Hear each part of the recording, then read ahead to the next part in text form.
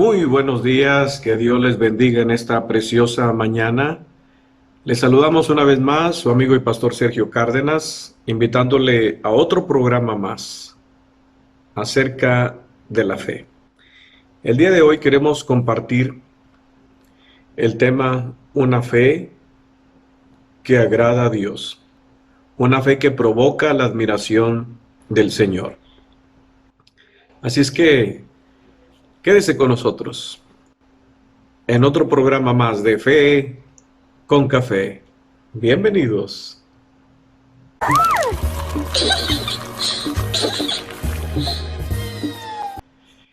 Bien, en esta mañana queremos compartir con ustedes una fe que provoca la admiración del Señor. Y es la historia de un hombre que, gracias a su fe, hizo que el Señor lo pusiera como un ejemplo que logró la admiración del mismo Señor Jesucristo. Y es una historia que usted conoce muy bien, de la cual queremos compartir. Es la fe del centurión. En Lucas capítulo 7, verso del 1 al 10, dice la Escritura, que Jesús, cuando terminó de hablar con el pueblo, entró en Capernaum. Allí había un centurión que tenía un siervo al que amaba mucho, el cual estaba a punto de morir. Cuando el centurión oyó hablar de Jesús, envió a unos ancianos de los judíos para que le rogaran que fuera a sanar a su siervo. Ellos fueron a hablar con Jesús y con mucha insistencia le rogaron: este hombre merece que le concedas lo que pide, pues ama a nuestra nación y nos ha construido una sinagoga. Jesús se fue con ellos y ya estaban cerca de la casa cuando el centurión envió a unos amigos suyos para que le dijeran: Señor, no te molestes, yo no soy digno de que entres en mi casa. Ni siquiera me consideré digno de presentarme ante ti, pero con una sola palabra tuya, mi siervo sanará. Yo mismo sé lo que es estar bajo autoridad y lo que es tener soldados bajo mis órdenes. Si a uno le digo ve allá, él va. Si a otro le digo ven acá, él viene. Y si a mi siervo le digo haz esto, lo hace. Cuando Jesús oyó esto, se quedó admirado del centurión. Se volvió entonces a la gente que lo seguía y dijo: quiero decirles que ni siquiera en Israel he hallado tanta fe. Los que habían sido enviados regresaron entonces a la casa y se encontraron con que el siervo ya estaba sano. Una fe que agrada a Dios, una fe que provoca la admiración del Señor. Vemos aquí algunos detalles muy importantes acerca de esta persona. El centurión, un soldado romano, un hombre gentil, pero que tenía algunas cualidades. Era un hombre que apreciaba. Era un hombre que sabía amar al prójimo. Era un hombre generoso. Era un hombre altruista que apoyaba especialmente al pueblo de Israel. Era un hombre interesado tal vez en la palabra. Vemos que tenía un siervo. Muy probablemente este siervo era judío, ya que el Señor Jesucristo no atendía a las peticiones de los gentiles, ya que él no había sido enviado al pueblo gentil. Pero, ¿qué movió a este hombre a acercarse a Jesucristo o a mandar a buscarlo? Vemos que lo movió dos cosas. Número uno, la fe, y número dos, el amor a su prójimo. Ya que este hombre, dice la Escritura en el verso 3, que cuando oyó hablar de Jesús, él se interesó en escuchar los testimonios de Jesucristo, que por medio de oír, él recibió una fe suficientemente grande para obtener lo que él estaba pidiendo. Que tenía un siervo, dice que amaba mucho y que estaba a punto de morir. No quería perderlo, pues le apreciaba. Era un hombre que sabía considerar las necesidades de otro. Siendo un siervo, bien pudo haber dicho: bueno, ya vendrá otro siervo. Mas sin embargo, no deseaba la muerte de este siervo. Tal vez estaba agradecido con su servicio. Sabía apreciar a las personas sin considerar su condición, aún el que él fuera quien lo tuviera bajo sus órdenes. Y dice la Biblia que cuando oyó hablar de Jesús, envió a unos ancianos de los judíos. Él sabía que no podía acercarse en su posición de soldado romano a solicitar algo de un judío, y no en el sentido de que fuera vergonzoso, sino en el sentido de que él no se consideraba digno. Y utilizó a los ancianos con los cuales muy probablemente tenía una amistad muy cercana, al cual les podía pedir que intercedieran por él. Y vemos aquí que los judíos interceden. Y es interesante que el Señor Jesucristo, no teniendo ningún compromiso con los gentiles más, escuchó la intercesión de los judíos.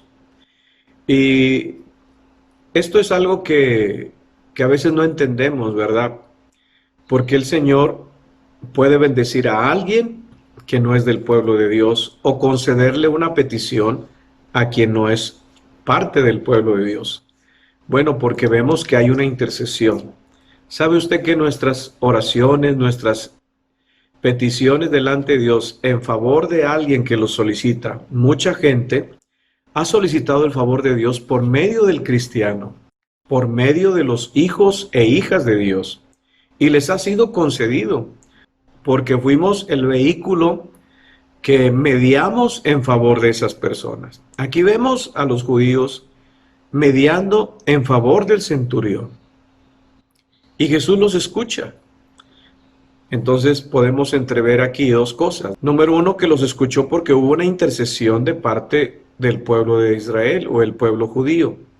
Y número dos, porque tal vez el siervo era parte del pueblo de Israel.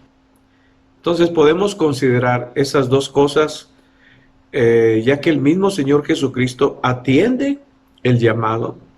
Cuando se encamina a la casa del centurión, el centurión hace algo que fue causa de la admiración del Señor Jesucristo. Tal vez él meditaba de su condición, que era una condición tal vez de un hombre que aceptaba que era pecador. Tal vez conocía la ley debido al acercamiento que tenía con el pueblo judío. Pues la Biblia dice que él les mandó construir una sinagoga, que era el argumento que usaban los ancianos para que intercediera en favor del centurión. En esa meditación de pensar solamente que el Hijo de Dios iba a llegar a su casa y que él no era un hombre que mereciera ni siquiera la presencia de Dios. Esto habla de humildad. Esto habla de aceptar la condición en la cual él se encontraba. Y envía a sus amigos ante Jesús y les da un recado en el cual él les dice: Señor, no te molestes en llegar a mi casa, porque yo no soy digno ni siquiera que entres en mi casa. No soy merecedor. No soy una persona que merezca que tú pises. Está él poniendo a Jesucristo en una posición de altura, en una posición donde él reconoce la santidad de Jesús. Él reconoce que el Hijo de Dios es un hombre santo y que él no se merecía ni siquiera que el Señor entrara en su casa. Explica que ese era el motivo por qué él mismo no fue, porque ni él mismo se sentía digno de acercarse al Señor, porque se consideraba un hombre pecador. Y notemos que le llama Señor. Cuando envía a estos hombres, él manda que se diga y que se exprese esta palabra, Señor.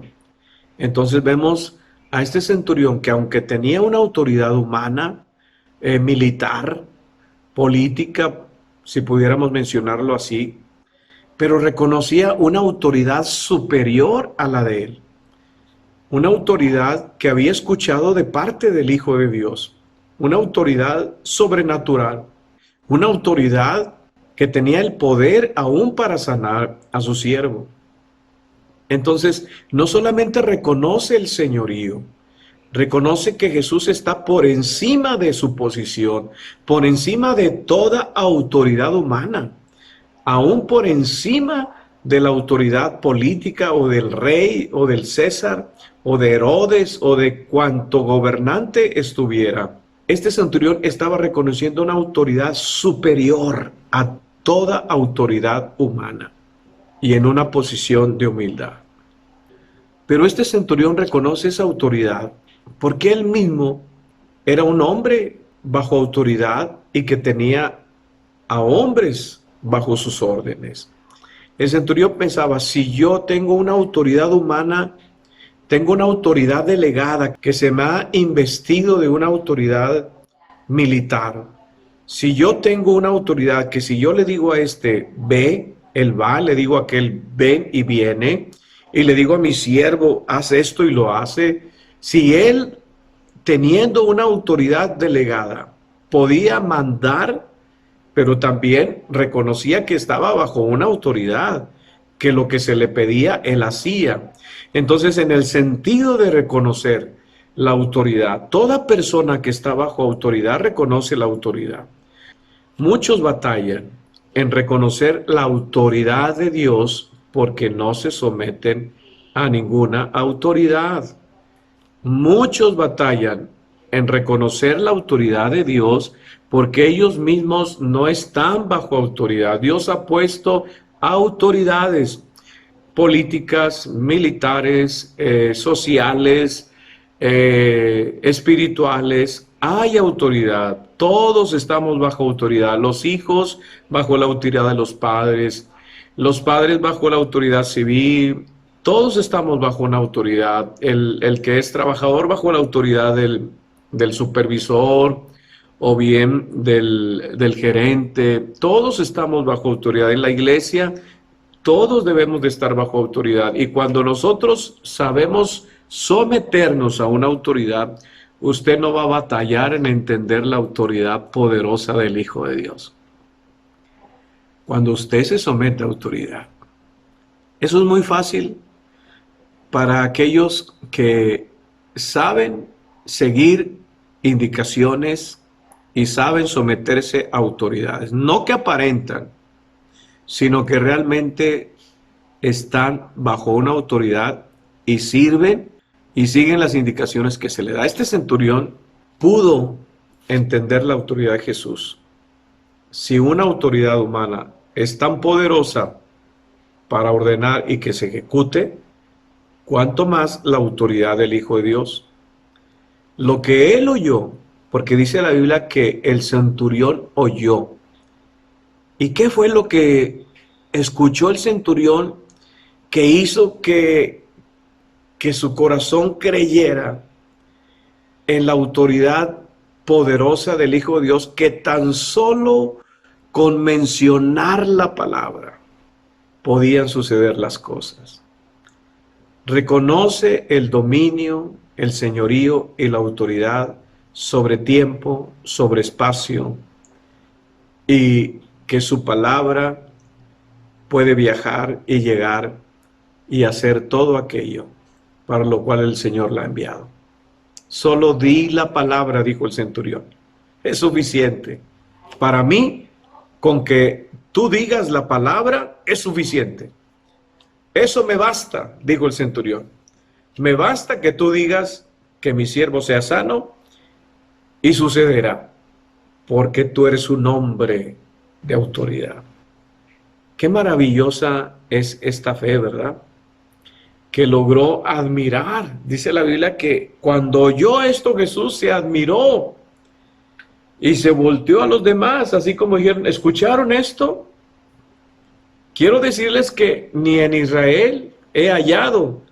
Cuando dice ni he hallado, es como si el Señor, he buscado una fe en la gente, he buscado fe en los hombres, y la he buscado en mi pueblo y no la he hallado, la he encontrado en un hombre gentil, en una persona que no conoce la Escritura, pero que sabe que una sola palabra mía tiene poder para hacer. Y esa fe, esa clase de fe, amigo, hermano que me escuchas, es la clase de fe que cree solo a la palabra de Dios, ya sea hablada, ya sea escrita, ya sea repetida por alguien con autoridad, sucederá. Dios lo dijo.